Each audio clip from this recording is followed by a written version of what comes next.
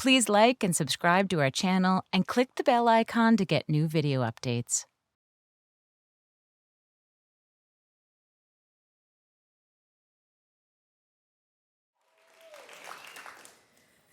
I have many fond childhood memories growing up on Hunts Point Avenue in the South Bronx.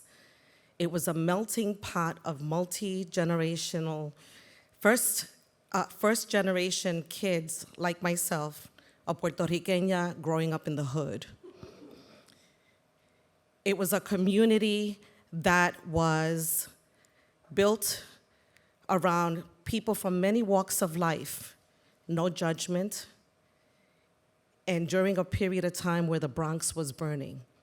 But I didn't care. It was my safe haven, and it was the village that raised me, and I loved it.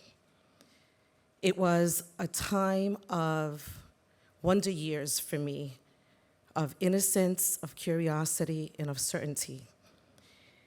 It was a certainty that I'd come home from school, and at 3 o'clock, I can turn on the TV and watch my favorite Looney Tune cartoons. And at 6 o'clock, dinner would be done, and we'd all sit around the dinner table and watch I Dream of Jeannie.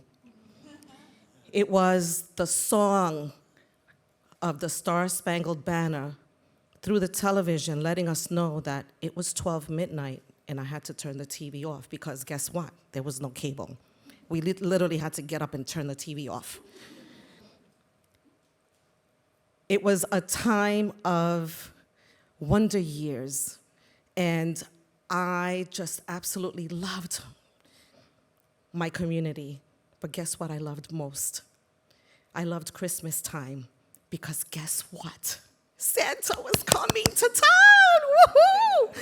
And I couldn't wait. I couldn't wait for Santa to come and bring me all the things I had on my wish list. Christmas time was also a time of family gatherings, and my parents always hosted Christmas Eve. And so this particular Christmas, I had just turned 7, and I learned how to ride a bicycle without the training wheels.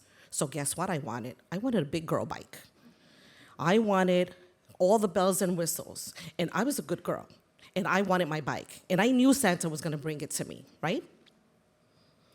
The day would start with the aromas of the Latin cuisine permeating through the air during Christmas holidays of arroz con gandules and pasteles and pernil, and the table dressed up with tembleque and flan and coco negro. And I remember going back to that time, I have curls, Shirley Temple curls, black and red plaid dress with a velvet sash, white stockings, and black patent leather shoes. And I was prancing around so pretty and waiting for my family to come and tell me, oh my God, Gina, you look so beautiful.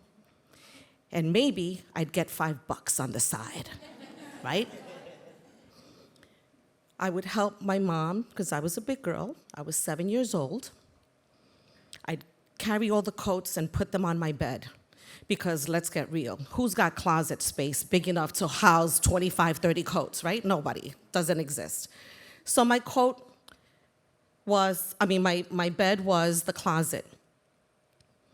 And as the day or the evening progressed, I'd sit and watch my dad, my uncles, my aunts, my grandparents, especially my dad and my uncles, singing off tune to the Latino Navideño music playing off the record player while he played the guitar and my uncle played the güiro. And I noticed that every time they drank a cup of milk, they were getting happier. I didn't like milk because my mom used to trick me to drinking the milk, and it was milk of magnesia. Not fun. But I figured, okay, maybe they like it. It was so endearing to watch my grandparents, watching their kids, and watching them sing and have a great time. And of course, I thought I could hang with the adults, but I'm 7, right? So I get tired, and I crawl into my bed underneath the coats, and I fall asleep. But guess what? I'm thinking, yes, I'm going to sleep. When I wake up, it's going to be daytime, and Santa's going to bring me my bike. But no, that did not happen. I get up in the middle of the night. I'm half asleep. And before I cross over to the living room, I see the front door open. And guess what I see? I see my parents bringing in a silver bike, a cherry apple red bike, and a midnight blue bike. And I was stunned. The next thing I hear is, shh, lo vas a despertar. Shh, you're gonna wake them up. And I didn't know how to feel at that time. I was filled with disappointment, with shock. And in my little mind, I'm thinking, why would my parents lie to me? And I was so hurt. I forgot that I had to use the bathroom, and I crawled right back under the coats. And I forgot about it, and I never told anyone about it. But now here it is, 20 years later. I'm a mom. And my preschooler comes home and tells me, oh my God, Mommy, I'm writing to Santa. I have a Christmas wish list. I've been a good girl, Mommy. Do you think that I'm gonna get everything on the wish list, Mom? And at that moment, I'm at a crossroads. Because I had decided years ago that I would never lie to my kids the way my parents lied to me. But as I look down at my precious little girl with her beautiful brown eyes looking up at me, I make a decision to lie. Yes, Mamita. Oh my God, you've been such a good girl the whole year that you're gonna get everything on the wish list. I wanted to create that magic. And how can I disappoint her? And at that point, all I kept thinking was, oh my gosh, I'm gonna have to deal with this at some point. Like, is she going to hate me for lying to her? All right, I'm not even gonna think about it now. I'm just gonna go with the flow, right? 3 years later, she's 7, and she has older cousins.